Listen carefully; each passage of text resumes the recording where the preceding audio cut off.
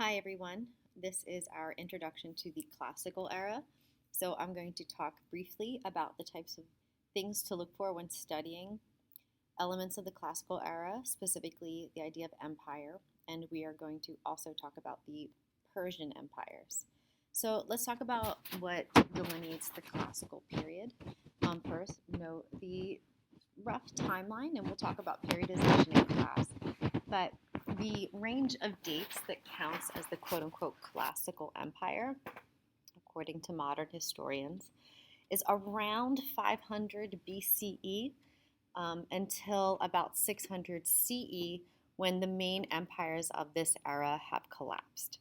So the political transition that happens between the age of civilizations, which is the political hallmark of the foundations era, and the transition to empire is the real key change between the foundations and the classical era. So let's be clear about what the difference is between a civilization and an empire.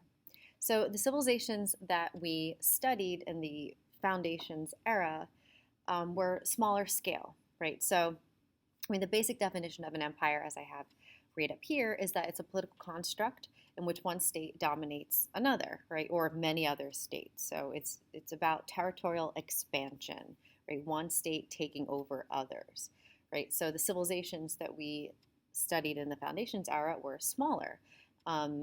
Even though there were some examples like the Assyrian and Babylonian Empire, even they, as opposed to the ones that we'll study now, they're pretty small scale, but they technically were empires because they conquered other political states, right? But the larger classical empires are marked by territorial expansion.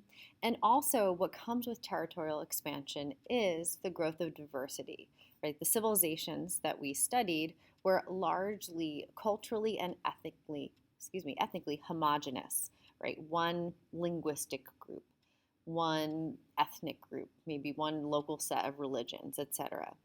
But when one civilization grows powerful enough and begins to conquer others, they're going to conquer other civilizations that have their own ethnic affiliation and languages and religions, right? So one thing we'll have to look for is, how does an empire deal with diversity? Do they embrace it? Do they try to streamline culture? Stuff like that. So these are some of the basics about the differences between the two.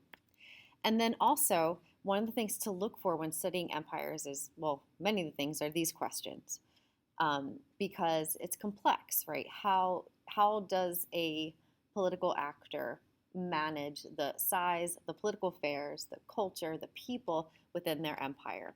So anytime we study empires, and that doesn't just mean in this unit, but there are empires really through the modern day, right? It's all about perspective.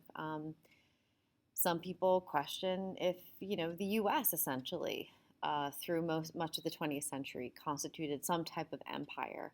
Obviously, when we get to what's called the long century, if we look at the 19th century, the British and other European powers had huge empires. So these questions will apply to us throughout the year. Right, so the first question to consider is, how was the empire forged, right? Because that can give us a sense for why it rose and whatnot. So did it expand through military force? Was it able to grow through economic strength? Did it rely on political diplomacy? Most likely it's a combination of all of these things, right? So we're going to look for that. Also, how do they manage the political affairs of a large empire? It's local kingdoms. It could be enough that you have a very powerful pharaoh, right, who uses his divine right to scare everyone into submission.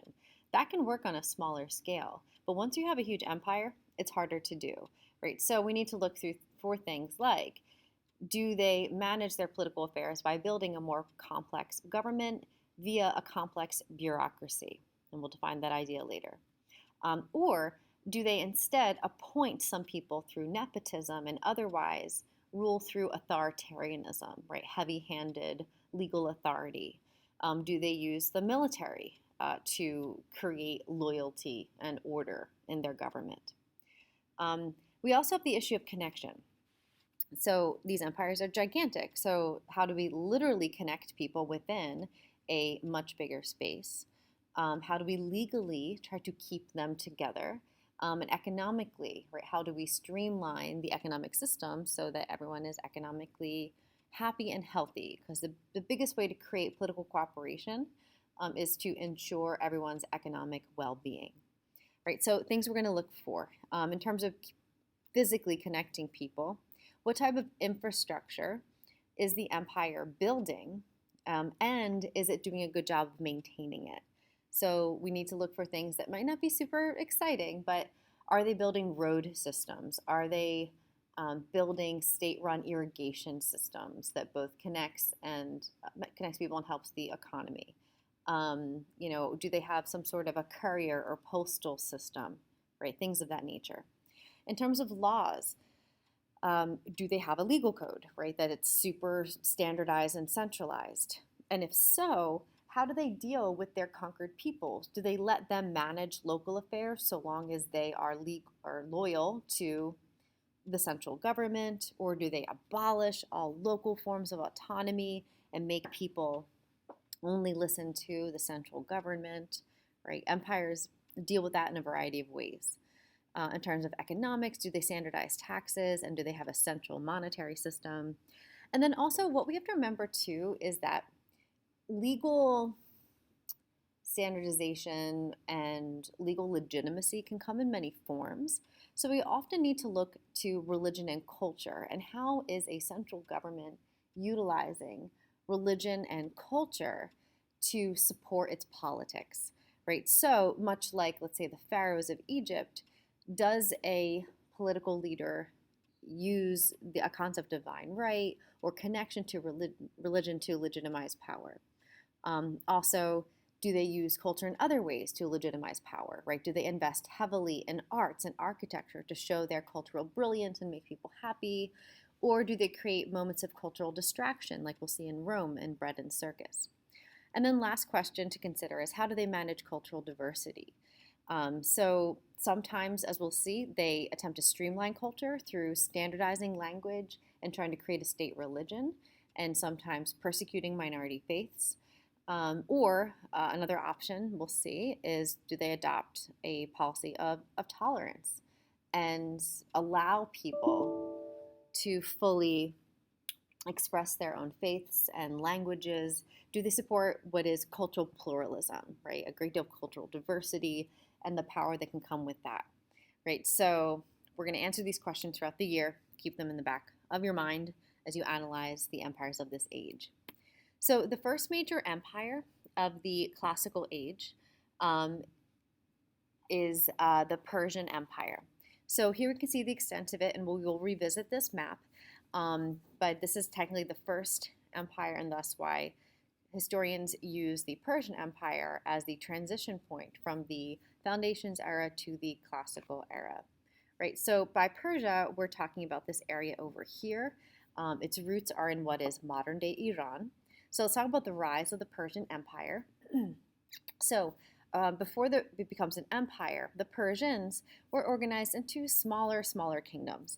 And a core part of the Persian Empire was rooted in the Achaemenids. So the first phase of the Persian Empire is known as the Achaemenid period, which begins with the rise of Cyrus the Shepherd. So Cyrus the Shepherd was a local leader. They were part of a society that had a large number of horses, and horses are a game changer. We might not take it as seriously today, we might take it for granted, but back then, domesticating horses and being in a place that was central to where horses are from, and horses are from kind of more Central Asia, so Persia's right nearby, they had access to horses in high numbers when the rest of the world did not, right? So the Persian tribes' utilization of horses gave them an advantage, and Cyrus, through war and through diplomacy, united the Persian tribes and began to use that advantage to expand power. One of the other important factors that allowed for the rise of the Persian Empire was the infighting within Mesopotamia. So around 600 BCE, Mesopotamia was embroiled in a lot of local wars. So even though we studied that one of the advantages of civil war or city-state competition in Mesopotamia is that it leads to innovation. One of the disadvantages is that while they're fighting each other, they're weak, right? They're vulnerable to outside attacks. And that's exactly what happens with the rise of Cyrus the Shepherd and the expansion of his Persian tribes, right? So the Persian troops are able to sweep into Mesopotamia, take advantage of the local chaos of that time period, and establish rule in that region. And so that's what we're looking at here. So this is Cyrus the Shepherd. Just a little side note, I think it's really interesting in the early eras of human history how many great leaders start off as shepherds. It's kind of a cool kind of rags to riches kind of story. But also I think it's kind of interesting that maybe the skills that go with shepherding, sheep and goats or whatever else, must transfer to people. So I think that's neat. This image right here is a Greek image, so hopefully you can identify that this is a Greek urn. And often on Greek urns there were historical and other types of local Greek documents, right, that were etched onto the urns. And what this scene is showing is the Persian capture of the Greek state of Lydia. And one thing we need to look for is the Greek versus Persian perceptions of this moment of history. Because it's showing here is the Lydian story that Cyrus essentially lied and tricked the Lydian king into thinking that they were allies.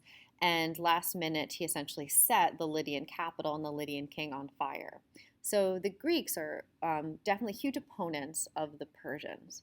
And so that very much affects the way the history is told. So I want us to keep that in the back of our heads. We'll see a couple other examples of that. So the Achaemenid Empire is forged by Cyrus.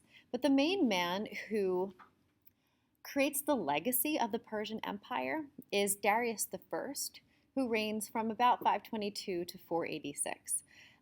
Because Cyrus creates the empire, but Darius has to manage it, right? It's almost, I don't say it's easy, but it's a little bit easier to build an empire, because if you have a strong military, you can just swoop in, do some damage, right, get some territory.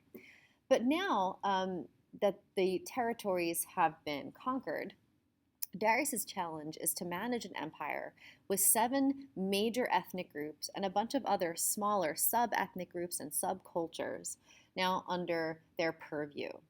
And so he had to decide all those questions that we looked at earlier. How is he going to manage that? And what is decided is that through a policy of centralization, by building a complex government, and through a policy of tolerance, that he would rule the empire in that way. And this is really essential because a lot of the things that he does become really standard throughout the world. He creates what I call the Persian model of government. And so when we study it, we might not even be impressed because we're like, yeah, of course, that's how you structure a government. But they were the first to do it. He innovated things that worked so well that we mimic them to this day. And so here is Darius the First. I want you to know the images because later when we look at how the Greek interpretation has affected our view of the Persians, we can see that they're pretty far off what the Persians actually look like. So heavily bearded, hair, obviously, but nice long hair, etc. So just to kind of keep that in mind as we go forward. And so in terms of how the government was created, he had one large, empire at the top of which is the emperor, in this case Darius. And then he set up what are called the satrapies. And so the satrapies essentially are like states. So there's the huge empire, which is this big. But in order to make sure that, locally people were keeping in line with the empire, he broke down this larger empire into sub-states, right, which he termed satrapies. And if we look again just kind of at the expanse of the Persian Empire, we can see it's the largest of its time and it is deeply ethnically diverse, right? There are different forms of Arab people over here between what we now know as Egypt and like Palestine and Syria. There are Turkish groups in what is the modern state of Turkey. There are Greeks, Armenians, Persian descended peoples, what are considered like Afghani and other Central Asian people, as well as Northern Indian. So it's really, really diverse. And so we'll look at another image of the satrapies in a minute. But on top of subdividing the territories to make it more manageable, he also built a central capital, a brand new central capital named Persepolis. And again, this might sound so obvious that we don't appreciate it, but building a new capital that's more central was a new move, one that everybody copies afterwards. Right, so here are the ruins of Persepolis in modern-day Iran. And not only was it like a central capital, so the military could be dispatched from there, but also it was an administrative center. And the thing about the Persian Empire is that under Darius, the goal was to make it as easy as possible for conquered peoples to be a part of the Persian Empire. So in the administrative center were a lot of services that the Persians developed to service the people that they conquered. Right. So, for example, they in the administrative center they had a law center, and not only did they codify a central legal system from that law center, but also they studied the local laws of the conquered people to figure out which laws that they should be able to keep at a local level, and which laws had to go because they conflicted with the centralized legal system. The goal was to allow as much local legal autonomy as possible. And generally speaking, anything to do with family law, such as marriage, inheritance, child issues, was all left locally, right, to be determined. They never messed with that. Most other laws, the central law kind of superseded local laws, but they tried to give people a lot of local choice. Also, they never enforced anyone to learn Persian, or what we now know as Farsi today. Instead, they trained translators to then go and serve the conquered peoples. So they never forced anyone to learn the language of the emperor. They also trained diplomats so they could use diplomacy before they ever had to use war. And also, if there was a pre-literate people, they didn't force them to learn. They dispatched scribes that could work for them. So again, they try to make it as easy as possible to be a part of the Persian Empire. And also, as I said before, laws, they were studied so that local laws could be incorporated, and they didn't totally displace everybody's legal systems. And in terms of who was in power, right at the top is the emperor. And then the satraps led the satrapies. Right, so, whoops, going the wrong way. I'll go to it later. So the satraps were essentially like governors, and they would be Persian, ethnically Persian.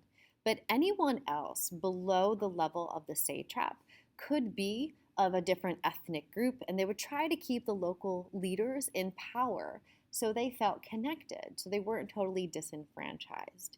And then from there, all the other people who supported the government, whether they were scribes, whether they were in the military, whether they were clerks, whether they were lawyers, anything like that, people who are part of the bureaucracy, they could be anyone, so they incorporated as many people as possible.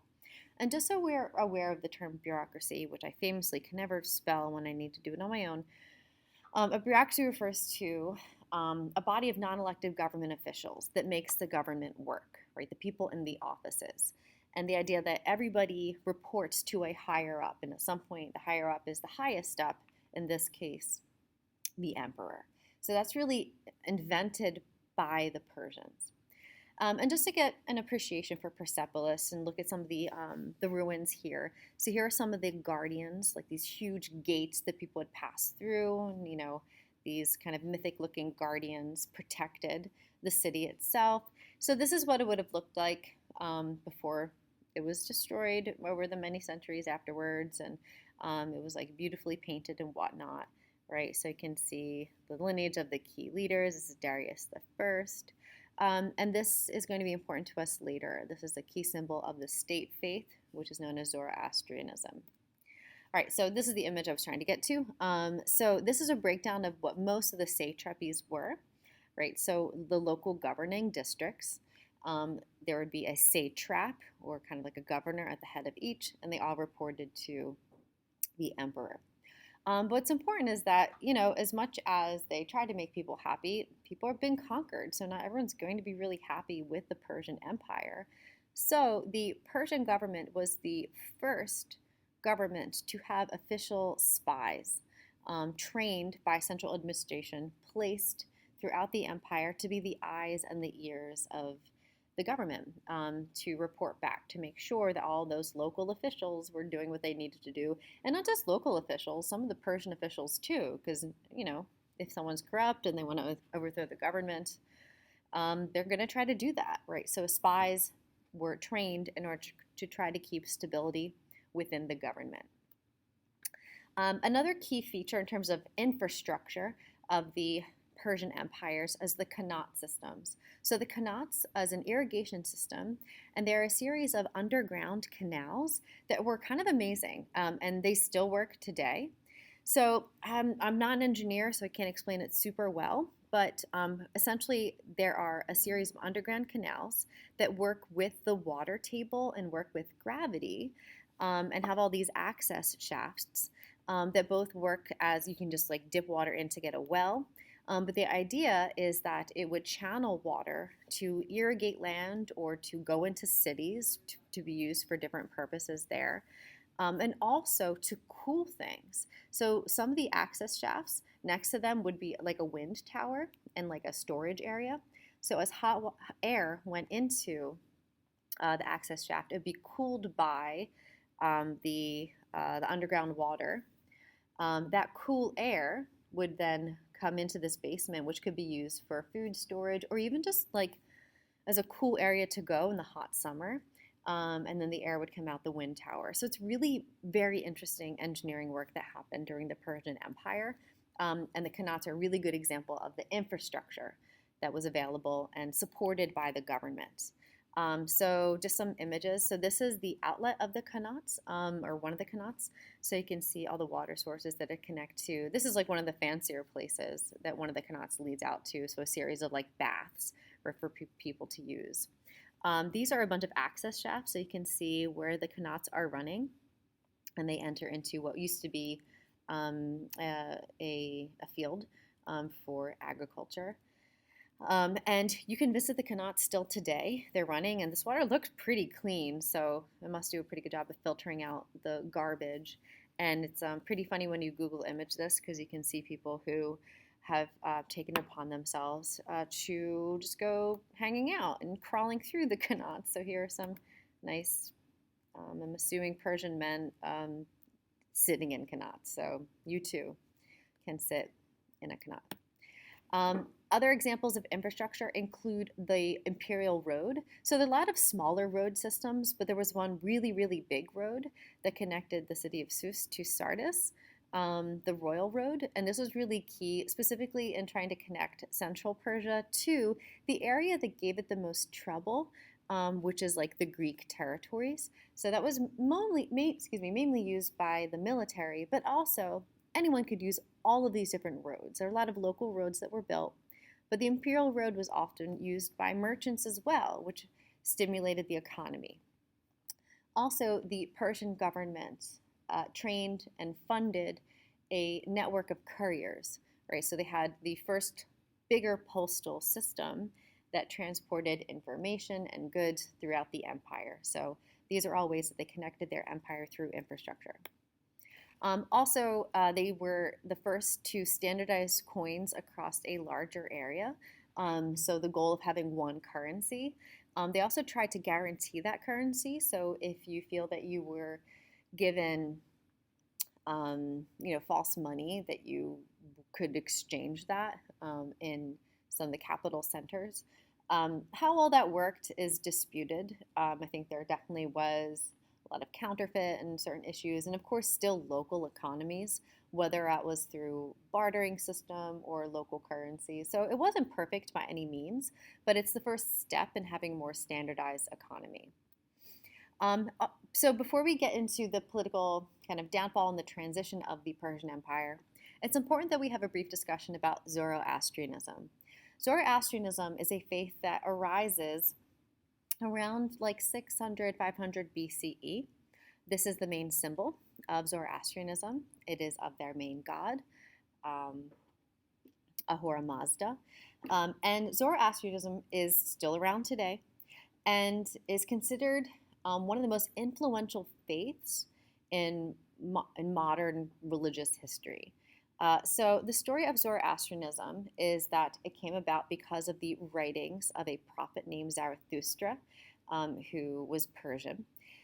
And in his writings, which there's many holy books, but the two main ones, the main one is the Avesta, from which we get the Gathas, which are these hymns, these poems that were written by Zarathustra.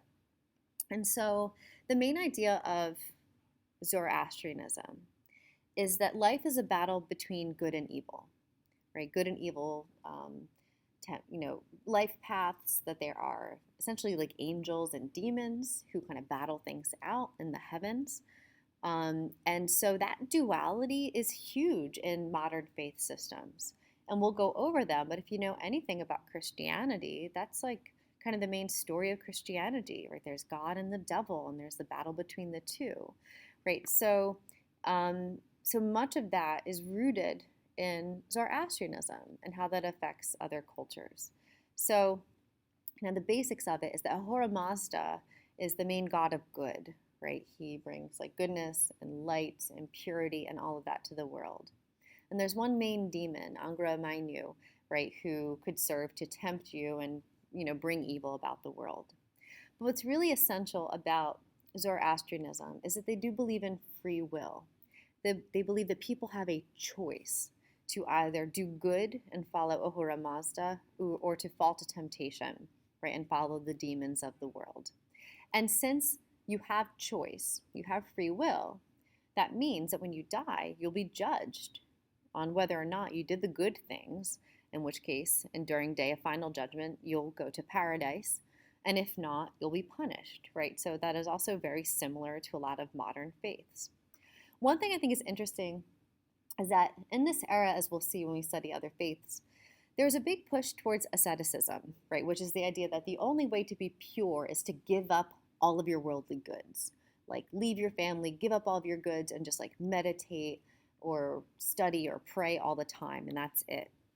But Zoroastrianism actually like rejected that and believed that God gave everyone these beautiful things in life, right? Gave wonderful food, gave us the knowledge on how to cook and how to weave clothing and stuff like that. That materialism isn't necessarily a bad thing always, as long as you didn't get too greedy. You should be able to enjoy the fruits of life, right? You should be able to drink beautiful wine. You should be able to, wear a beautiful outfit. You should be able to enjoy the abundance, right, of food, right, when the harvest is good and stuff like that. And so that's kind of an interesting element. But of course, within moderation. If you go too far, then that could be a sin for which you are judged. The rituals of Zoroastrianism are often based around purity. So here are just some examples of modern rituals. We can see a lot of wearing of white, a lot of burning of things, stuff like that. And as I said, there are some pretty obvious effects on modern. I have here monotheistic religions, but all different religions. And also Zoroastrianism is still around. There are populations that still practice Zoroastrianism in Iran today. One of the larger populations of Zoroastrians are in India. They're known as the Parsi. Parsi means Persian. And they are a population that generally fled this area of Persia to India to escape persecution and are still practicing today. Probably the best known Parsi in popular culture is Freddie Mercury of Queen, if you're familiar, which I assume you are. And just, I don't know, because I like to share cool things that I know. Just another example of purity rituals and whatnot, like, again, a lot of fire. One of the things that's not very popular anymore that I think is really interesting that the Zoroastrians practiced was their funerary rites. I think funerary rites are very interesting and often tell us a lot about a particular group of people.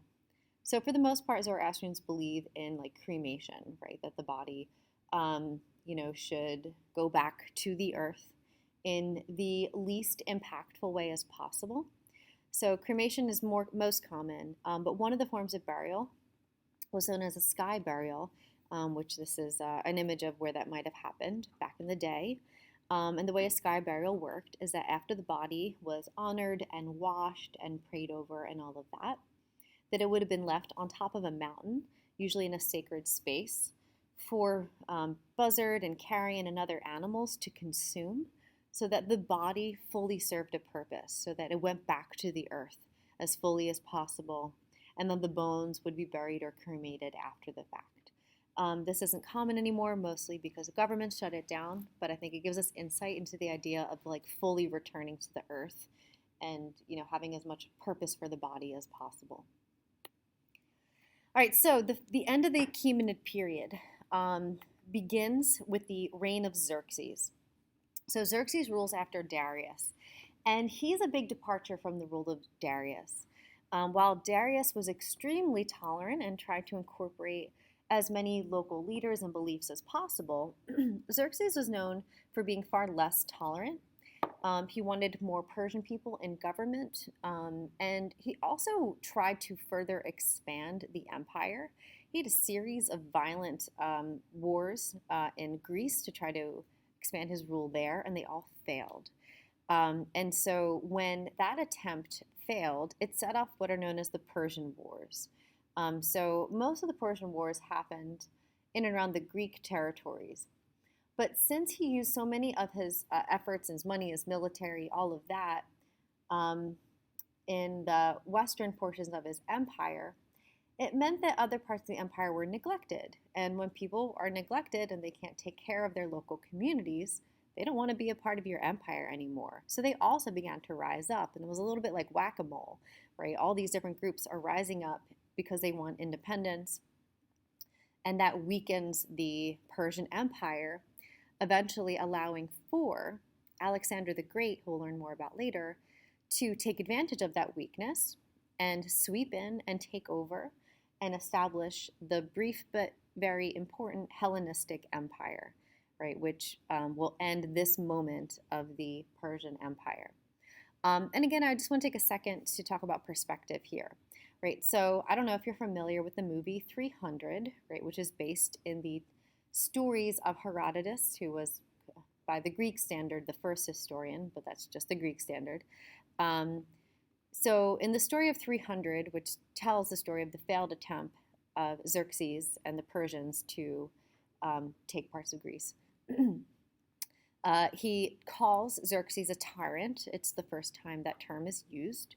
And also his depiction of Xerxes as being this kind of tall, androgynous, freakish, pierced, maybe not fully human person or non-person or whatnot, as just shown through the one screen grab I have of the actor in the movie, which is fully based on Herodotus there.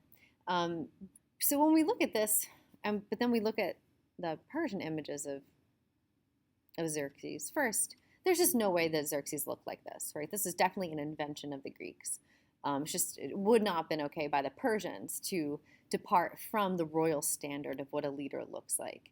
But instead, we start to get into the idea of what it meant for the Greeks to undermine the power of a different person, right? To make them as otherized as possible.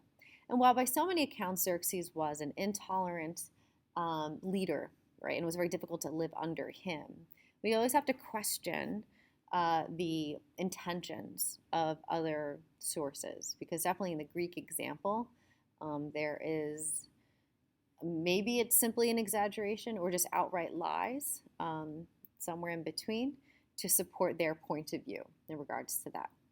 Right, so with Xerxes, we get the weakening of the Persian Empire, allowing for the Greeks to sweep in.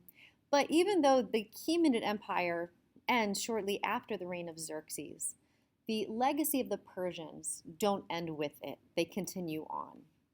So I'm just going to show you this briefly. You do not have to take it all in. But there are three successive empires that result from the fall of the Persian Empire. So the first are the Seleucids. And the Seleucids were, or the Seleucid Empire was created after the fall of the Hellenistic Empire, or the fall of Alexander the Great, which we'll cover in a different context.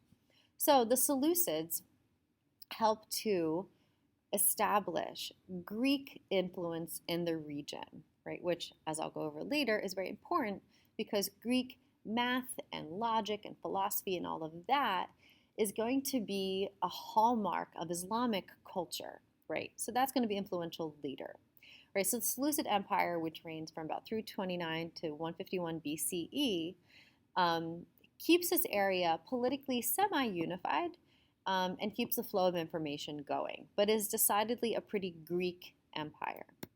The Parthian Empire takes over the Seleucids.